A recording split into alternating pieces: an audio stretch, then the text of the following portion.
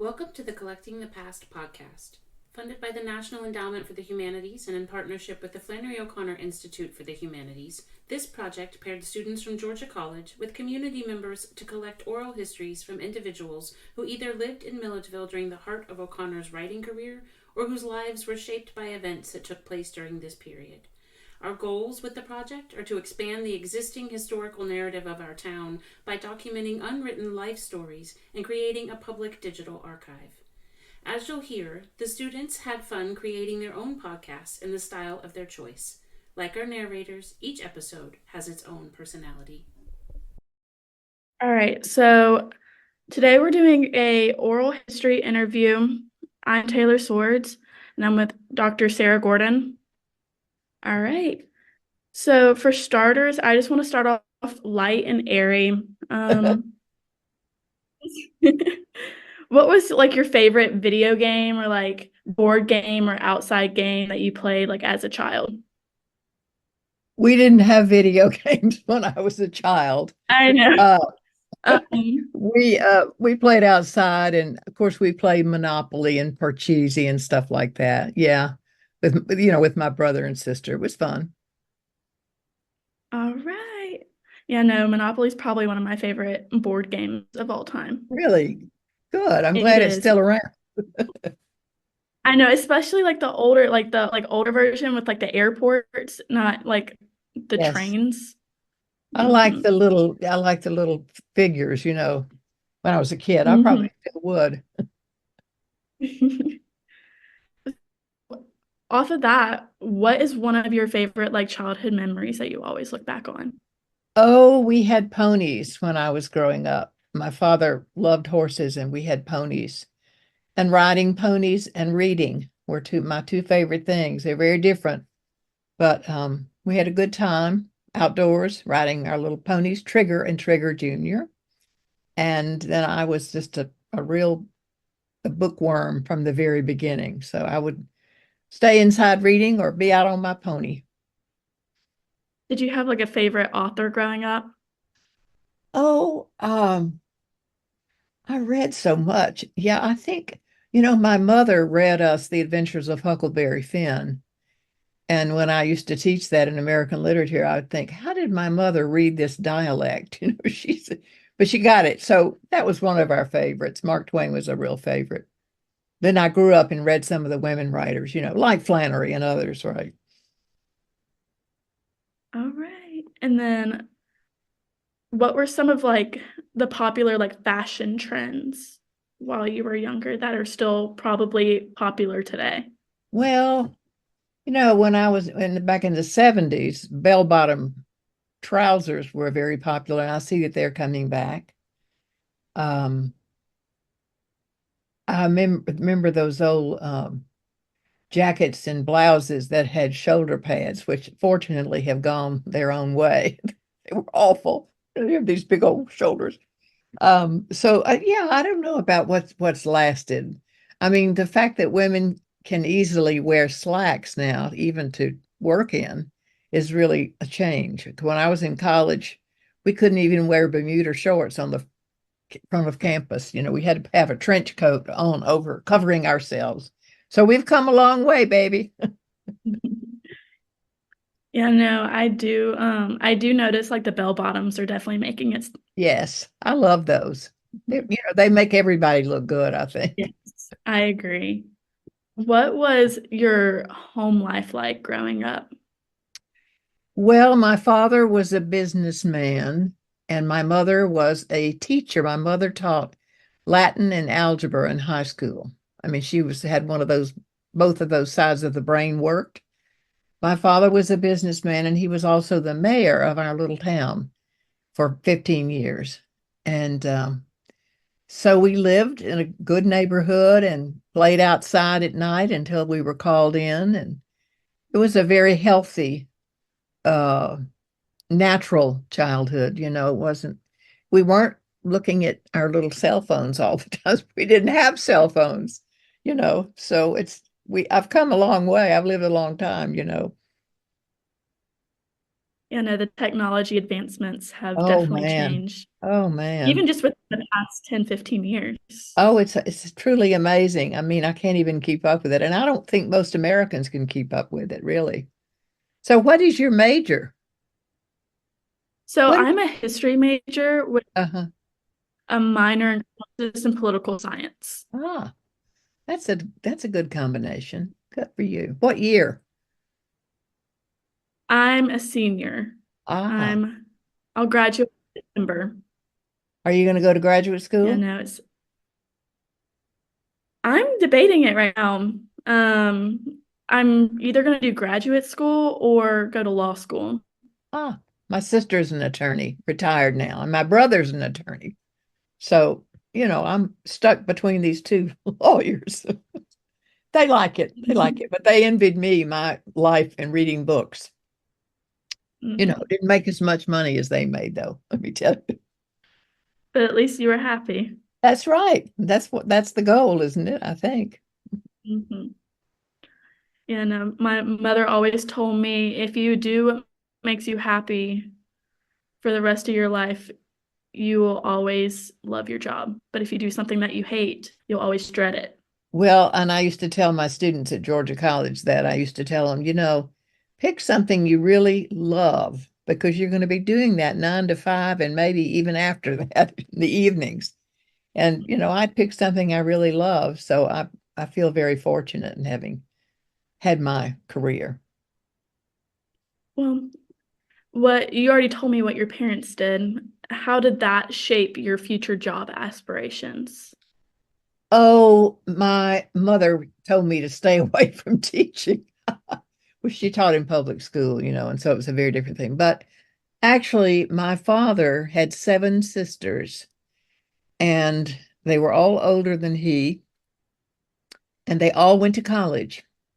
And so both my mother, who put herself through college at the University of South Carolina in 3 years, her father had died. She put herself, both of my parents had this great emphasis, strong emphasis on education. So all the three of us were all well educated. We went to private colleges um and I'm very grateful to have had that, growing up, that they were so encouraging. My mother thought education was the answer to everything.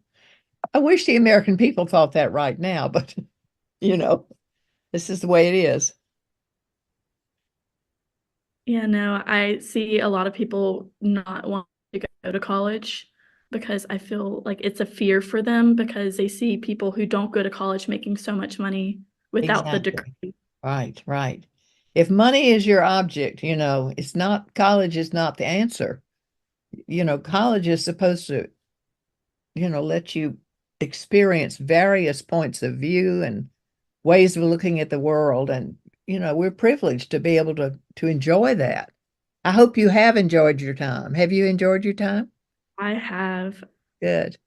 You love Georgia College? for the most part, yes. I don't know, like I like it more now than I did my freshman year. Uh-huh. I was originally going to Auburn University. Uh-huh.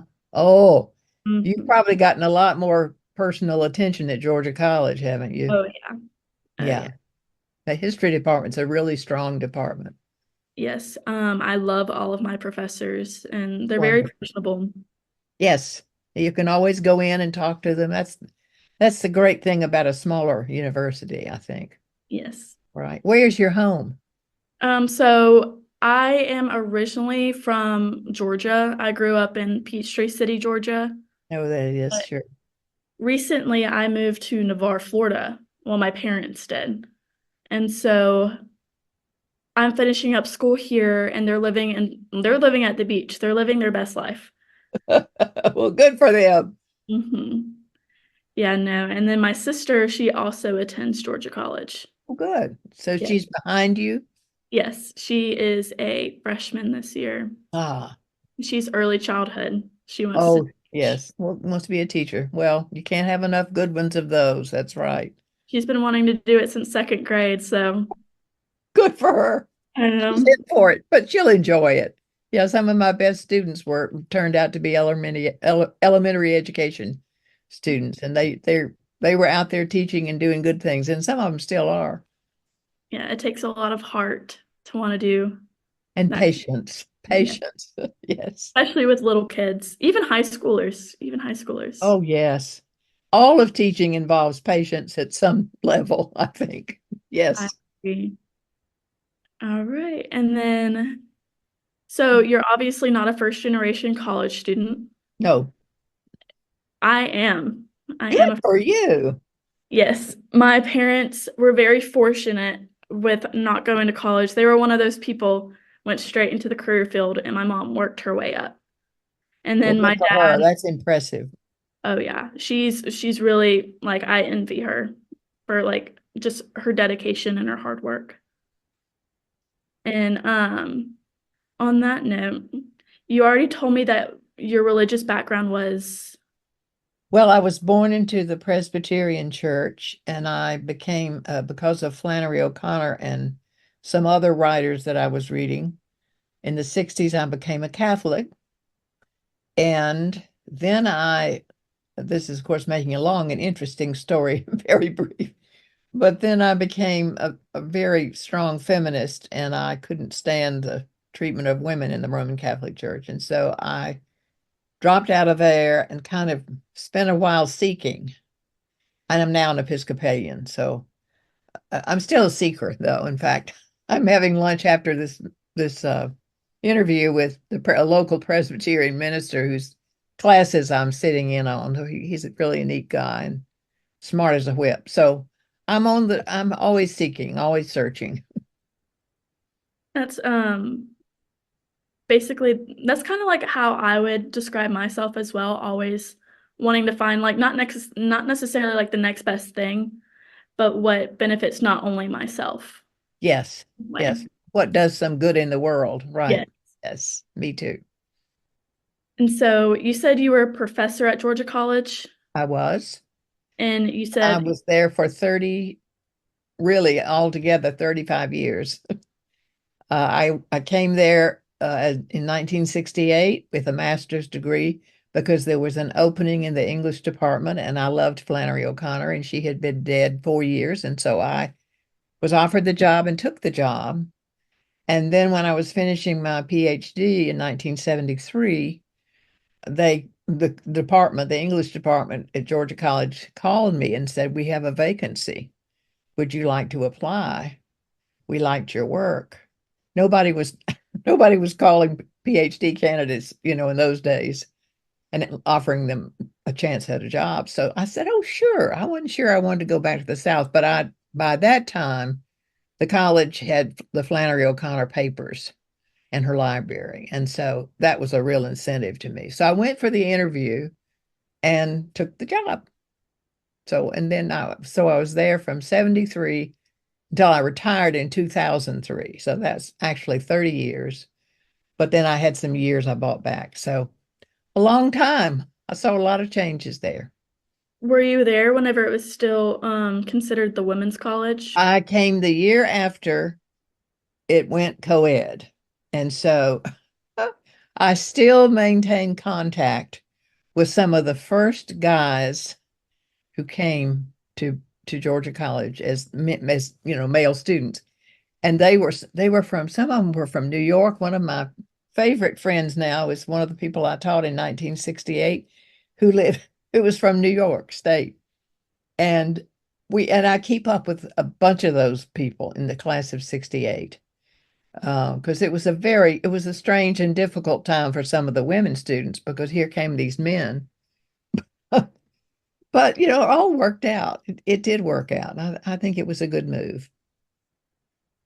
I know that it would definitely be like a difficult change, but Oh, especially yeah. for it being like a women's college for so long.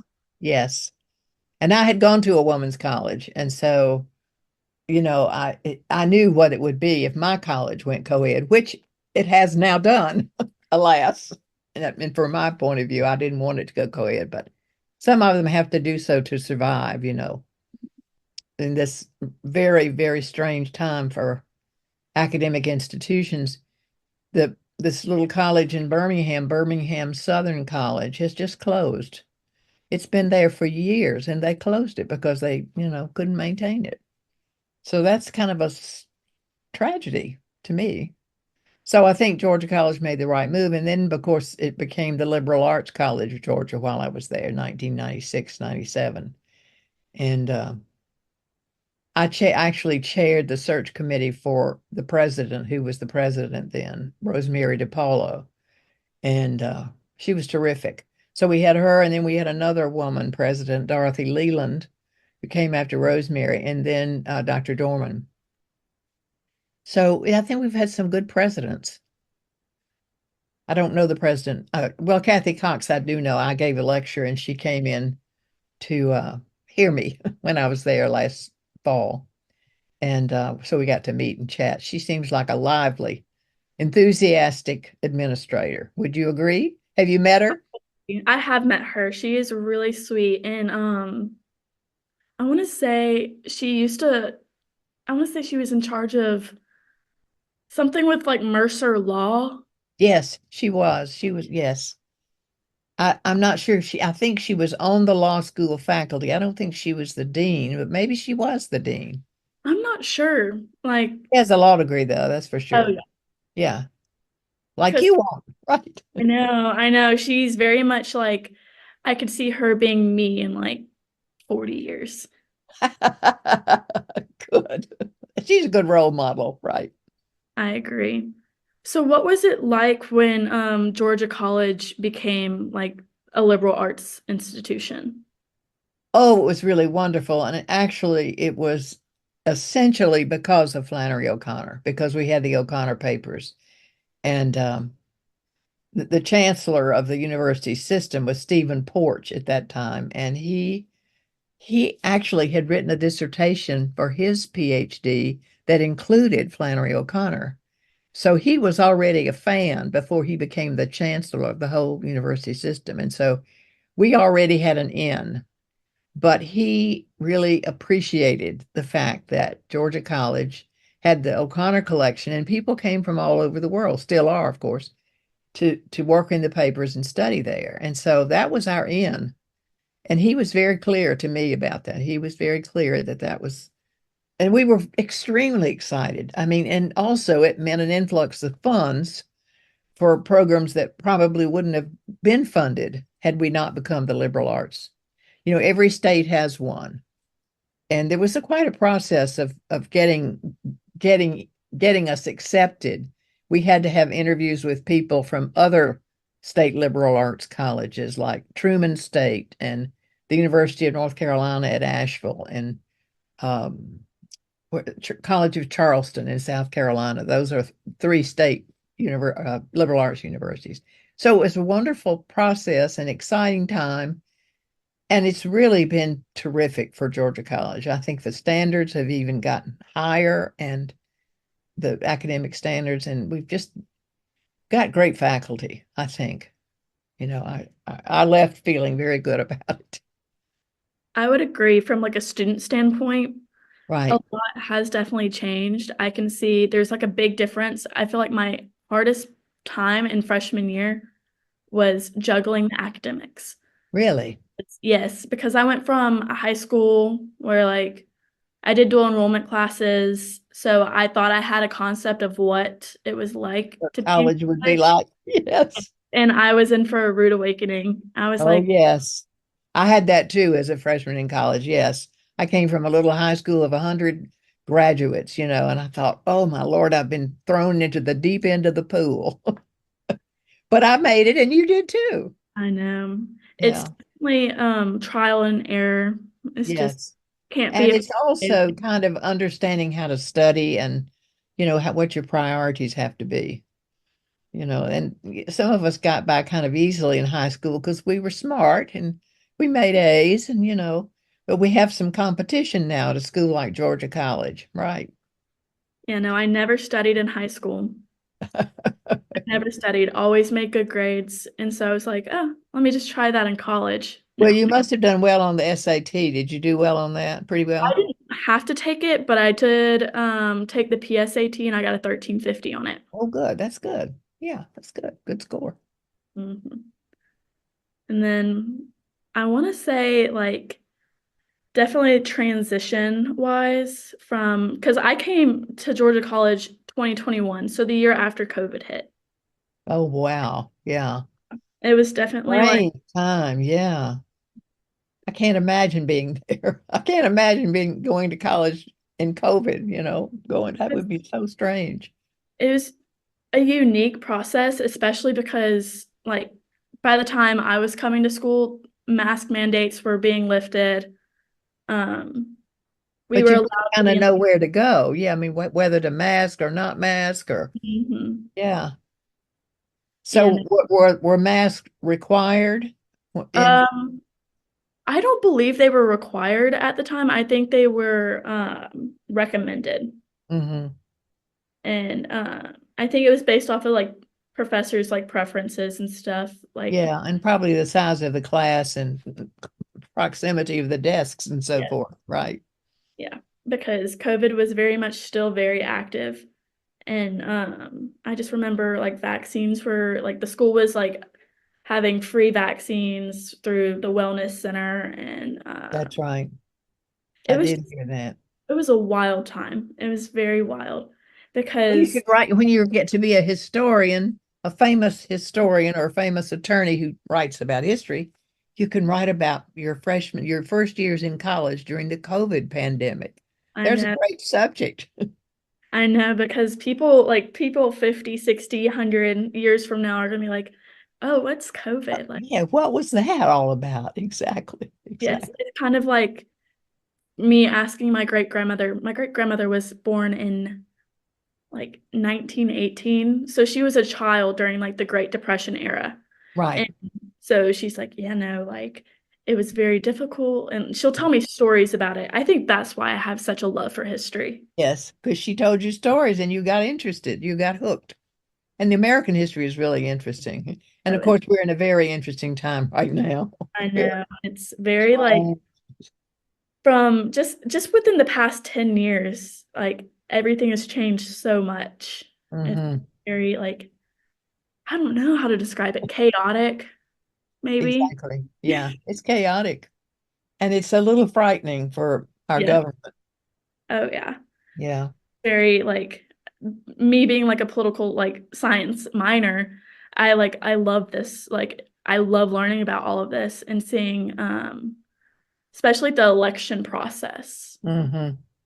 I know it's like very like for me when I first learned about it, it was very confusing, but it eventually like came to me like second nature. It's like, oh, this. Yeah. Yeah. Well, everybody better vote this fall, I say. Right. It's No, dangerous. I mean it's a civil duty. Like it's a right to vote. Like you Yes, should. that always makes me very emotional when I go to vote. Even now at my age, it makes me very emotional. Yeah. I've never voted for a presidential election or anything. Ooh, I know it's going to be my first time. It's so exciting. that is exciting. I think my first time was Lyndon Johnson. That's a long time ago, right? But it was exciting. It was exciting. Because it makes you feel like you're finally like, oh, I'm an adult. Yay, like I get to go do this. Yes, yes, exactly. It feels like very much of a privilege. It is. Most people don't think of it that way, but it is indeed a privilege. And you look at other parts of the world, you understand how privileged and fortunate we are. It's amazing. I Yeah. totally agree. So, on that note, like you said, I want to compare like what it was like post like women's college when it originally became co-ed versus how it is like now. Was there like any like hardships or like difficult? Well, I think initially when it became co-ed, I think there were a lot of kind of angry female students, who signed up for a woman's college, and by the time they were going to graduate, it was not going to be a woman's college anymore. In fact, a very good friend of mine was the last student body president when it was still a woman's college in 1968. And they were all very bitter. They felt that the administration had betrayed them, the state had betrayed them. But and it took a while. Even 15 or 20 years ago, I would be talking to alumni groups and seeing alums, and some of them remain bitter about the change, you know. And you just can't, you have to get over it. Mhm. And I tried to talk to them about things that were happening now at the college, were happening then at the college, and, getting them excited about new programs and so forth. And they would hardly budge. They turned away. They didn't want me to tell them. So some of them I think have come around since then, but it was tough, especially on the older alums. The people who were in their 40s and 50s when the change came, and they loved the women's college, they had all these loyalties and these traditions, and so it was tough. But the only thing you can do in life is be flexible and try to understand and accept change, which is inevitable. It just is. So I think that was a big problem. I, I think we had a pretty safe sailing under Dr. Spear and then Dr. DePaulo as presidents and so forth. But Dr. DePaulo was our first woman president, and that was an interesting time because that fact helped some of the embittered alums of the Women's College want to come back, into the fold because they were proud that a woman had taken the helm. Can you imagine all those years it was a women's college and they never had a woman president until after it had been co-ed like 25, 30 years. So they were pleased. They were happy. And so that was a great thing. And then we had, the two women presidents in sequence. So that was good. And then when we became a liberal arts, I mean, as I said earlier, the new programs, the fact that there was a lot more funding. I mean, budgets are always difficult, but there was a lot more funding for smaller programs. The funding for the Flannery O'Connor Review or for symposiums. We have had many Flannery O'Connor symposiums. I chaired 5 of them. And the last one we had was in 1994. Well, it was the last one before I retired. We had 500 people from 30 states and 5 foreign countries coming to Little Milledgeville. Even people from Japan came to. This was it was a symposium involving O'Connor and other women writers who had been influenced by her.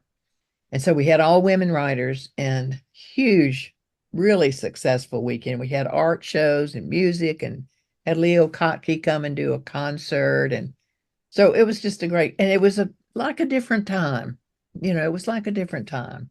This was right before we got the liberal arts designation, maybe a year or two, which didn't hurt, that we had pumped so much money into the Milledgeville economy and also created really an exciting program. So it was fun. It was great fun. Yeah, no, that sounds very exciting. It was exciting indeed. Very new, and that definitely I would see like how that would definitely bring a lot of revenue into Milledgeville. $250,000, so the Union Recorder said. Yeah, they said that our conference had, for 3 days, had brought in $250,000 to Milledgeville. That was a lot. Yeah. Just people going around buying stuff, right? Like, I mean, that's the price of like a 3-bedroom, 2-bath house. Exactly. That's right. You're right. But no, that's not bad at all for 3 days. No, anyway, we had to pay these people, but you had to buy a ticket, so it wasn't inexpensive, but you got so much for your money. So I'm proud of that. That's one of my great achievements, I think, that I steered that. I mean, I'm not, saying I did it by myself because we had a wonderful committee, including the director of person who became the CEO at Andalusia, who was involved, my friend Craig Amison, are you all interviewing him? I think you are. Somebody is. I'm pretty sure there has to be someone that is. I'm not sure who. I think he told me in April. I guess it's not you, right? It's somebody else, right? He's delightful. He's a former student of mine, so I'm very fond of him. Do you keep in contact with a lot of your students that you taught in the past? Oh, yes, absolutely. In fact, I have friends here in Athens who were one of whom was my student.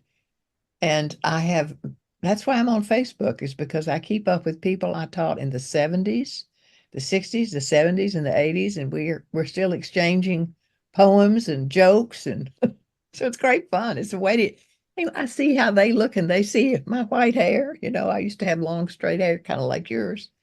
And so we are all aged, and they have children and grandchildren, but we all love each other, and it's just a terrific community, I think. I'm Like, lucky in that. I'm very lucky in that. it's like your family almost. Like, Yes, in a way, it is like my family, right? yeah, no, that's what like I was telling people like Georgia College, when people ask like what does Georgia College mean to you? A lot Hmm. of people their first like I feel like the first word they say is like home away from home or like family. Oh, that's neat. That's a good thing. Hmm. It's going to mean it's hard to leave there too, though. Yes, that's why I'm like really considering graduate school Yeah. because it's been at You least another could, year here. you could go there. You could go, yeah, get an MA in history there. That's what Craig did. My friend was the CEO at Andalusia. He graduated with an English major and then got a master's in history, which served him well. And then he got a master's in library science. So he's mastered up. Yes. And then so what did you live in Milledgeville when you taught here or did Oh, you yes. Oh, yes. And when this is a very important point. When I first taught in Milledgeville, there was a very wonderful, tight-knit college town gown community. There was, the people in the town and people on the faculty were very good friends. That's gone now because so many people, unfortunately, faculty at Georgia College don't live in Milledgeville. And so I loved living in Milledgeville. I mean, I get exasperated at the small town thing some. And it has certainly changed since I first went there. But we had a terrific town gown community. And I mean, Flannery O'Connor knew professors at the college. They went out to see her. And so, it was a lively place. And what's happened unfortunately, I think because of the liberal arts and the increased programs and so forth, I think we have faculty who want to live in Macon or commute, and I don't I don't like that because how can they go to concerts? How can they go to poetry readings if they're living in Macon? It's tough. So I feel like that's one thing that I would probably complain about, if I were still around, able to say anything. I would probably say, you folks need to take advantage of the wonderful things that are going on at the place where you work. I mean, I went to recitals all the time, concerts. I went to readings and lectures in all the departments. And a very good friend of mine is Ken Saladin, who's um, the new science building is being named for him. And he came and sat in on my whole O'Connor class. He was in biology, but he was just so interested. So he came, and Jim Willoughby in the music department sat in on my classes, and I sat in on their classes. And that was just the way it was. It was a real sense of camaraderie, exchange, community, all very positive. I gather that's kind of gone. And I've been back, to lecture and to read my poetry, and I do sense a difference. It's not that I'm completely removed from Georgia College. I'm still there a lot, and I'm going to be doing a poetry reading this September in the Flannery O'Connor conference. This time won't be talking about Flannery. I'll be reading my own work, which is fun. That is exciting. I would definitely agree. Like a lot of the professors do live outside of Milledgeville. I know a lot of professors live in Eatonton area, which is The lake, yeah, yeah. not too far. But a lot of people live in like Athens. I've had a professor that lived in Kennesaw. Oh, wow. That's a hike. That is a hike. That is a hike. So yeah, that he or she cannot stay most nights and go to things. It's the way it is. That's the long distance. I agree. And I would definitely say like the professors that do live in Milledgeville, like I feel like I can differentiate who live near the area and who doesn't, because I feel more closer with my professors that live in Milledgeville because they experience the same things I experience. Right, right. You're all in the same place. There's something about knowing where the downtown is and where the good restaurants are and the bars and everything. Yeah, I agree. What was your favorite Well, we're lucky restaurant? to have that downtown. That downtown has been a long time coming, let me tell you. Oh yeah, I know. It's definitely changed a lot, even since my cousin came here 7, 8 years ago. Like Hmm. the downtown area is very much a different atmosphere for Yeah, sure. it's very collegiate now. Yeah, right. For better or worse. Right. But that I'm sure the merchants like it. They like it a lot. Oh yeah. Did you have a favorite restaurant whenever you were? Oh, yes, we all love the Brick. We love the Brick. And there was, before the Brick, there was another restaurant that was really kind of classy, and I can't remember the name of it, but they sold out and moved away. But we love the Brick, and oh, just different ones. I like that coffee shop. Now, what's the name of it? Blackbird. Blackbird. Yeah. That came right before I retired, so that was fun. Yeah, there's so many places now that I've never been to, you know. You'll love this. When I first came to Milledgeville in 1968, there was a Dairy Queen and one other sort of home cooked restaurant, and that was it. No McDonald's, nothing, nothing. So, those of us who were single and trying to, where do we go if we want to have a meal? They was not even there. So not so long ago, it's pretty small towny, you know. Yeah, like very small town. Yes. There was one pizza place called Pizza Villa. And it was a local Italian family. It wasn't a chain or anything. It was pretty good, but that's all we had. And And we could eat it at the lunchroom and on campus, but pretty amazing changes. I would agree. And then what was the only, like, wasn't Piggly Wiggly the only like grocery Yes, store? I think that's right.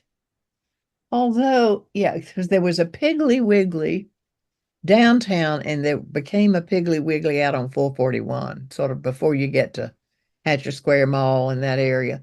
There was another pig out there. Those were the grocery stores as I remember. A&P was there. I don't even know if you know that name of a grocery store. It was A&P and it was actually the good, I think it was the best of the grocery stores. Atlantic and Pacific, that's what A&P stood for. Yeah, no, I never heard of that. Well, see, you're a My historian. I'm giving you some interesting facts. Yeah, no, right now we still have a Piggly Wiggly on the south side. Right. Um, the one on 441, it's no longer a Piggly Wiggly, but it's an Something else. What Ollie's. is it? What is that? I saw that when I was there last time and I was surprised. It's not an Aldi's, is it? Is it No, an it's an Ollie's. Ollie's? No, but Oh, we do have an yes. I And then thought we I have Walmart and Kroger. And they're yeah. building a The Publix now big too Kroger. across. They're building a Publix. Well, we love Publix up here in Athens. We really do. I love a good pub sub. Yes, a good pub sub. So you did a lot of like you studied a lot about like Flannery O'Connor and like just did you study like what she like was like whenever she was in school when she did go to the women's college? Oh, well, because I lived there for so long, I knew people who knew her.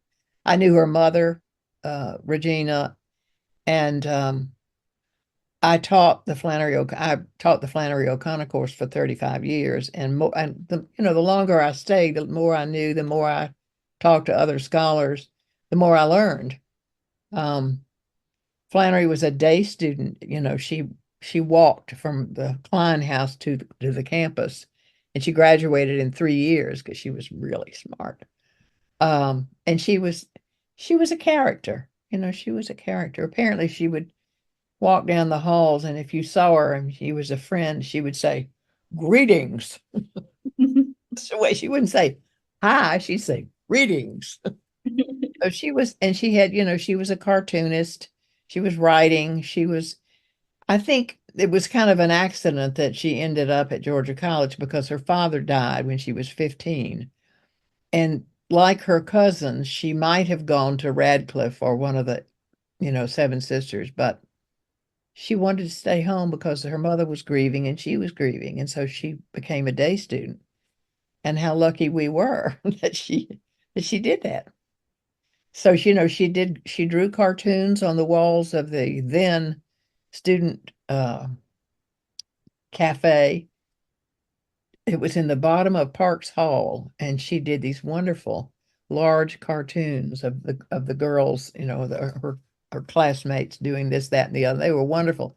When I first was there, I tried to find out how I could uncover those cartoons because they'd been painted over, but we never could do it. There was no way that we could, excavate, take all the paint, layers of paint off and find those cartoons. Yeah, no. Yeah. So you said you've been to Andalusia. Oh, So, honey, I've been to Andalusia for years and years and years. The first time I ever went to Andalusia, I was with Regina O'Connor, Flannery's mother, 1968. Yeah. And yeah, at the symposia, we have had exhibitions of Flannery's paintings. And the first time we did that, the director of the library and I had to go out and take the paintings off the wall at Andalusia where they were. And according to Mrs. O'Connor, they had to go back exactly where they had been. So we had to draw maps of the rooms and put what painting went where. I mean, that's how strict the family was about all of her stuff.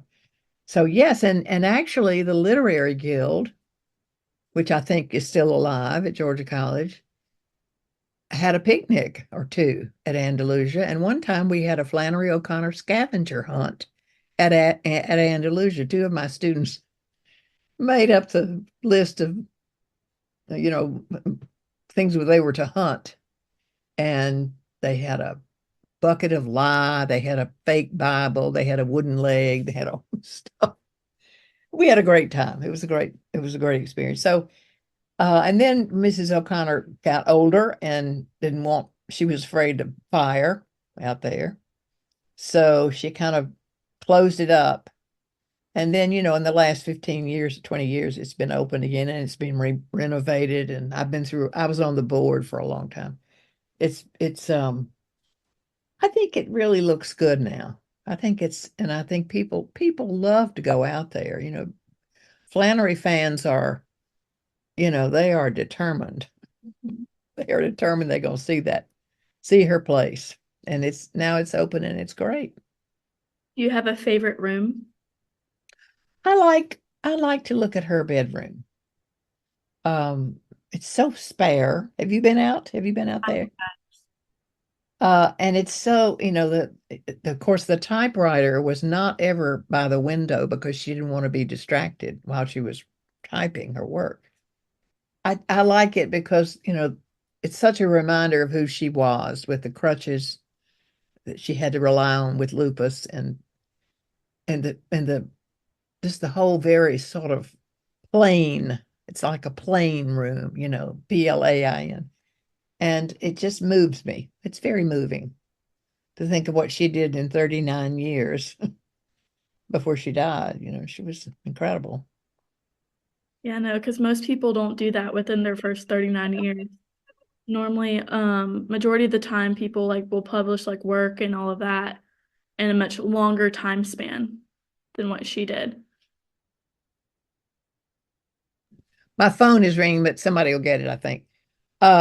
Yeah, I know. I wish everybody who graduated from Georgia College would at least read at least one full book by Flannery O'Connor, either one of the story collections or one of the novels. That's what I wish, you know. The senior exit requirement. Yes, I'll put that in as Professor Emerita Gordon. I will put that in. Yes. So you so what all did you study at Georgia College? Like you said that you studied her while you were a professor here. Well, I just, I edited the journal, the Flannery O'Connor Bulletin and the Flannery O'Connor Review, and scholars came from all over the world. So I talked to them. We talked to each other. I exchanged ideas, and they wanted to work in the collection and look at the manuscript drafts and so forth. So it was all a learning experience for me. And actually, I helped catalog the papers. There were 7,000 pages of typescript, and I went after the two guys who had originally done it to check it. So that meant I had to know Flannery O'Connor inside out to know if they were putting the pages in the right chronological order and the right order for every work. So that was a learning experience for me too. So, when you're interested in something, as we were saying before, when you're interested in something and you follow your passion, you get to meet really interesting people and you get to learn all this kind of stuff. Truly amazing. So now I'm conversing and emailing with somebody who is working on a book on Flannery's relationship with her mother, which is something nobody has really come out and explored. And that's going to be interesting too. So avenues, even though she lived a very short time, avenues into her life just keep opening up, And people say, well, don't you ever get tired? But I say, I just reread a story and get tickled all over again. I think she's hilarious, If you've grown up in the She South, definitely has. you can really listen to her characters like Ruby Turpin, You read She Revelation, has didn't like a unique, Yes, yes. She has a very unique style of writing that like not a lot of people like you either get it or you don't. exactly. That's I feel, right. and I feel like a lot of Southerners get it because they grew up in the South and they kind of like When understand the I same. first when I first taught her, I taught her, I mean, this is at the University of Missouri when I was teaching a course called Religious Themes in Contemporary Literature, and I decided I would teach Flannery O'Connor among the other writers. And some of my Missouri students, even though Missouri sometimes is called a Southern state, they didn't get it, And when I would, as Flannery would say, draw large and startling figures, then they would begin to see, what was going on. But at first they would say, "Oh, I don't like this. I don't see it. I don't get it." And then, once you get it, as you say, either you get it or you don't, then you're on the track of something. I completely agree because like once you understand like her style writing and her uniqueness, like personality coming onto like pen and paper, you really like get to see like the work of her mind almost. Exactly. Yes. Reader letters sometimes too. They're funny. They're fun. The habit of being. Be sure to read her letters when in your spare moments after you graduate. I know how much spare time. It's not even Right. funny. I know. Well, what else do we need to talk about? So you said that you went through Andalusia with her mother. What like how could you describe like her mom? Well, Regina Klein O'Connor was from a large Catholic family. Actually, Flannery was the product of two large Georgia Catholic families, and Regina was not a literary person. She was a businesswoman, and she was very smart in that way. So she always had her eye on the practical side of things. She's in Flannery's stories, believe me. There's something of Ruby Turpin or something of Regina O'Connor Ruby Turpin in Ruby Turpin. So, I mean, it's pretty clear. Just sorry about the phone. You're good. Sorry. She'll pick up maybe. Well, I think she's picking up. My housemate's picking up. Where was I? What was that? Where were we? What was your question? Tell me again. What was it like? Oh, what was Regina like? And she was really pretty when she was young. She was very pretty, and all the pictures of her are very pretty. but because she was a little old, she was a little old lady when I knew her. She lived to be 99, and she had shrunk, and she had these piercing blue eyes, just exactly like Flannery's blue eyes, just exactly. Or hers, I guess Flannery's were like her mother's. She was very determined, and she was very difficult to deal with sometimes. There's a wonderful story. Sally Fitzgerald, who was going to write the official biography of Flannery, and she didn't get to finish it because she died at last. But Sally told me one time, she said she was talking to Regina about some very serious matter, and Regina looked at her and said, Sally, you need to use some oil of Olay on your face. That's the kind of person she was. And Sally thought that was just hysterical. Here she was trying to talk about, something serious about Flannery's life and taking notes and everything. And Regina was looking at her skin. But she was funny. I liked her. One time she actually kind of broke down and wept with me because she thought the president of the college at that time, it was not anybody I've mentioned, but didn't really pay attention to Flannery as much as he should have. And she got tears in her eyes and said, Sarah, she's my daughter and this is her work. This was her life. And I, it was very moving to me. I don't think Regina O'Connor understood anything really about what Flannery was about. But because Flannery had to return home and live the last 12 years of her life in Milledgeville at the farm, she was stuck. She was stuck in Milledgeville in a way. It was certainly a community she knew because this is where she had spent her growing up years, but it wasn't the greatest outcome for Flannery. And she didn't have anybody, really literary people. It wasn't like being in New York or Boston or anywhere. So, and when Regina died, they called me from the Atlanta Constitution and asked me what I would say, and I was quoted as saying, and I believe this, Flannery would not have been able to write what she wrote if Regina had not protected her privacy and kept people away for that writing schedule, which happened every morning. They got up and they usually went to mass every day and then would come home and Flannery go in that room, that spare room, and write. And 2 or 3 hours writing.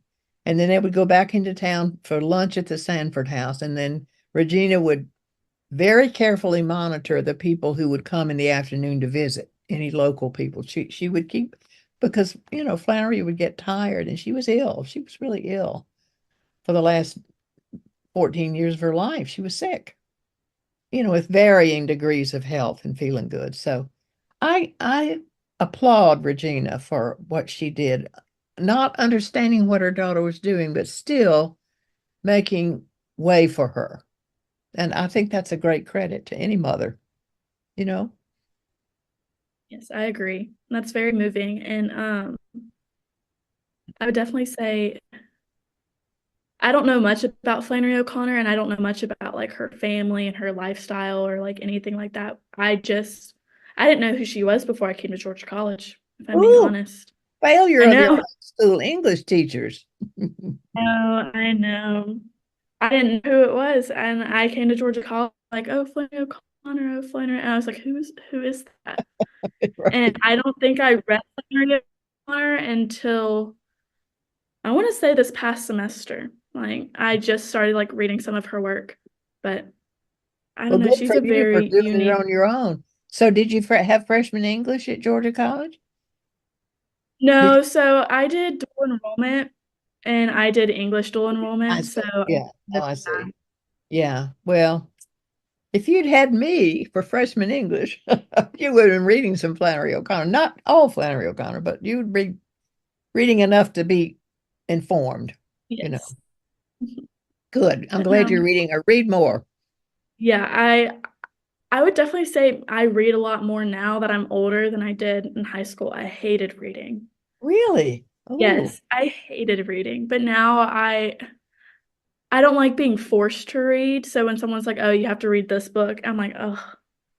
I don't Yeah. want to do it, but like I still do Find it it. on your own, right? You want to find it on your own. Sure, I understand that. I think But if I hadn't come from a family of people who read, I mean, everybody in my family reads. Even my brother, who's older than I am, still reads, and he's in his 80s. We just read. We're readers. And I'm thankful for that. It's the way you travel in your brain. and it has to be a hard copy. I cannot read like on my phone or on an Can't read a iPad. Kindle. No, Hmm. I like a good old like I book like where the smell of I a book. Me too. I like to smell the pages. I'm a Mhm. book smeller. But I'm gonna ask you one final question and then I'll Okay. let you know. If you could end with one piece of advice, what would it be? If you had one piece of advice for, let's just say, we'll limit it to college students Okay. in the real world. Okay. I would say to college students, take advantage of everything you can while you're there.